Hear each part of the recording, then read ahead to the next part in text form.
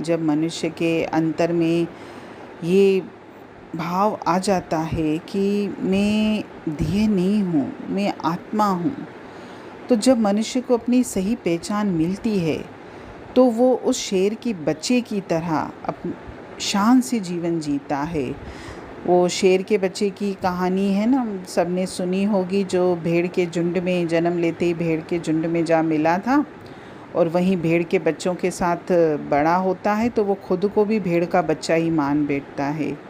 तो जब एक दिन वहाँ से एक शेर गुजरता है और भेड़ों के झुंड में जब वो शेर के बच्चे को देखता है तो उसे बड़ी हैरानी होती है, और जब वो शेर के बच्चे को भेड़ों की तरह मिमियाते और व्यवहार करते देखता है तो उसे और हैरानी होती है।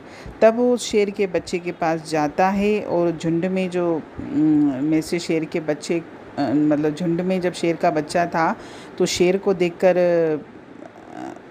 सब भेड़ें भागने लगती हैं, तो वो शेर का बच्चा भी भागने लगता है। तो शेर किसी तरह उसको पकड़कर नदी के किनारे ले जाता है।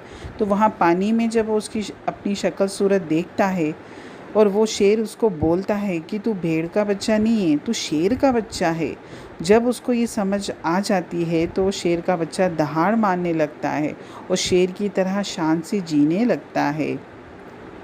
ऐसे ही जब मनुष्य को होश आता है तो ऐसा होश आते ही रत्नाकर डाकू वाल्मीकि ऋषि बन जाते हैं, क्रूर अशोक बुद्ध की करुणा से संदेश वाहक बन जाते हैं, कामुकता में अंधे विल्व मंगल संत सूरदास बन जाते हैं, वेश्या आम्रपाली धर्म के रास्ते पर चलने वाली भिक्षुणी बन जाती है।